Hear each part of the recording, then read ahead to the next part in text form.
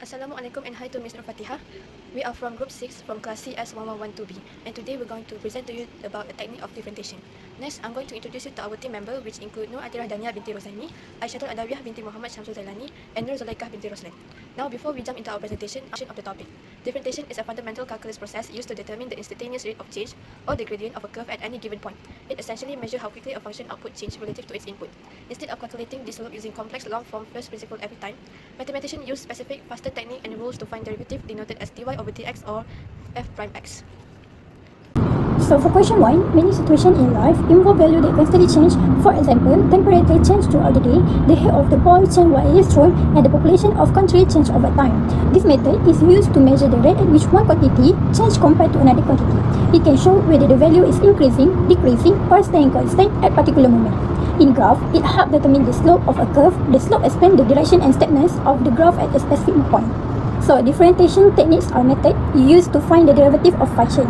Different techniques are applied depend on the form of the function. Okay, first we have product rule. Product rule used when two functions are multiplied together. So, for fx and gx, we get formula fx g prime x plus gx multiplied with f prime x. Or we can use fx equals to u and gx equal to v, which is we get u v prime plus v u prime. Second, we have quotient rule. Quotient rule used when one function is divided by another. So we have a formula gx multiplied with f prime x minus with fx multiplied with g prime x divided by gx power 2. Or we can use the same technique as product rule, which is fx equal to u and gx equal to v, and we got v u prime minus u v prime divided by v squared. So, for power rules, we usually use for function with powers. So, how to use these rules? We need to multiply the function by its power and the power reduced by 1. So, for chain rule, we usually use when we have function inside another function. So, dy per dx equal to dy per du multiplied with du per dx. So for question 2, we need to find derivative of this function, which is y equal to exponent power of 2x square of 3 cosinus 3 minus 2x power of 4. So we can simplify exponent power 2x square of 3 equals to exponent power 2x per 3. So for solve this function, we need to use product rules, which is u v prime plus v u prime. So for u, we get exponent power 2x per 3, and v, we get cosinus 3 minus 2x power of 4. So, for u prime, we need to solve exponent 2x per 3 using a power rule. So, we got 2 per 3 exponent power 2x per 3. So, for v prime, we use chain rule, which is we have a function in another function. So, we get x power of 3 sinus 3 minus 2x power of 4. So when we have a 4 value, which is u prime, v and v prime, so we can combine all this and substitute with product rule. So the final answer is 8x power of 3 exponent power 2x per 3 sinus 3 minus 2x power 4 plus 2 per 3 exponent power 2x per 3 cosinus 3 minus 2x power 4. So for question 2b, we need to find derivative 2. So we have function hx equals to ln cotangent to x plus 1 per 1 minus x power of 2. So we can use log law, which is ln a per b equals to ln a minus ln b. So we apply this law with our function. So we got ln cotangent to x plus 1 minus ln 1 minus x power of 2. So for the first term, we have 3 function, which is ln cotangent to x plus 1, cotangent to x plus 1, and 2x plus 1. So we need to use a chain rule for this function because we have function inside the another function. So when we solve, we got negative 2 cos x power of 2 to x plus 1 per cotangent to x plus 1. So next we have second term, and this term we have two function, which is ln 1 minus x power of 2 and 1 minus x power of 2. So we need to apply chain rule 2. So we got 2x per 1 minus x square. So when we substitute with our law, which is ln a minus ln b, and we got negative 2 cos x power of 2 to x plus 1 divided by cotangent to x plus 1 plus 2x per 1 minus x square.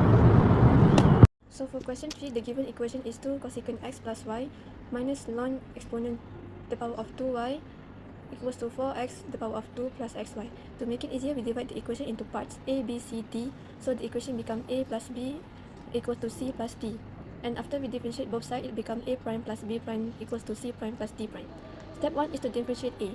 Let a equals to 2 cosecant x plus y. For the trigonometric function, change the cosecant to negative cosecant x for cot x, so it becomes negative cosecant x plus y cot x plus y. For xy in the bracket, we use the sum rule, so it becomes d over dx multiply x plus y equals to plus 1 plus dy over dx. So a prime equals to negative 2 cosecant x plus y cot x plus y minus 2 cosecant x plus y cot plus y plus dy over dx. Step 2 is we need to differentiate b. Let b equals to ln exponent the power of 2y. Since ln exponent is 2y, the b prime is 2 dy over dx. Step 3 is to differentiate c. Let c equals to 4x to the power of 2. For this one, we need to apply power rule, so c prime is 8x. And lastly, for part D, let c equals to xy. Since this multiplication is involve two variables, we will apply product rule. Let u equals to x, v equals to y.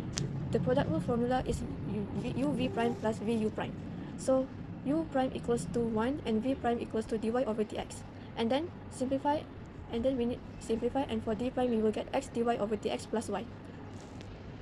After we find all the prime, we substitute all derivative into a prime plus b prime equals to c prime plus d prime. From here, so we got negative 2 cosecant x plus y cot x plus y, negative 2 cosecant x plus y cot x plus y dy over dx minus 2 dy over dx equals to 8x plus x dy over dx plus y. And then all we gotta do is collect all the dy dx term on one side. So we got negative 2 cosecant x plus y cot x plus y dy over dx negative minus 2 dy over dx minus x dy over dx equals to 2 cosecant x plus y cot x plus y plus 8x plus y. After that, we factor out dy over dx out. So open bracket, negative 2 cosecant x plus y cot x plus y negative minus 2 minus x close bracket equals to 2 cosecant x plus y cot x plus y plus 8x plus y. And lastly, we solve for the final derivative, which is 2 dy over dx equals to 2 cosecant x plus y cot x plus y plus 8x plus y over 2 negative 2 cosecant x plus y cot x plus y minus 2 minus x. So this will be our final answer. Thank you.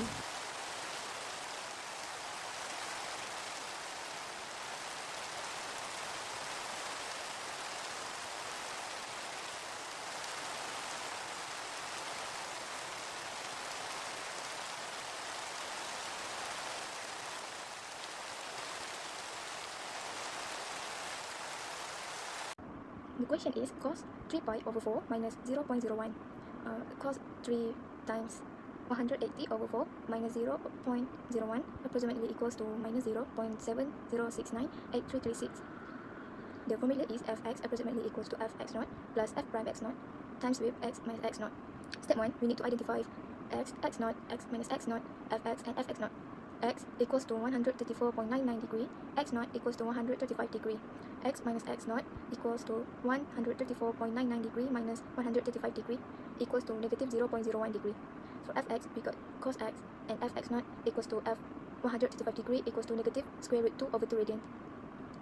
For step 2, we need to find the derivative of f prime x and f prime x naught. Fx, we got cos x, so f prime x equals to negative sine x. F prime x naught equals to f prime 135 degree equals to negative sine 135 degree equals to negative square root 2 over 2 radian. For step 3, we need to use formula. The formula is given fx approximately equals to fx naught plus f prime x naught times with x minus x naught. For fx is f 134.99 degree approximately equals to f 135 degree plus f prime 135 degree times with negative 0.01 degree. F 134.99 degree approximately equals to negative square root 2 over 2 plus negative square root 2 over 2 times with negative 0.01 degree times with pi over 180. This is because negative 0.01 is degree. We need to find the answer in radians. F 134.99 degree approximately equals to negative 0.0707 radian. Conclusion and recommendation. In this topic, we learned the basic concept and techniques of differentiation and how they can be applied in solving mathematical problems.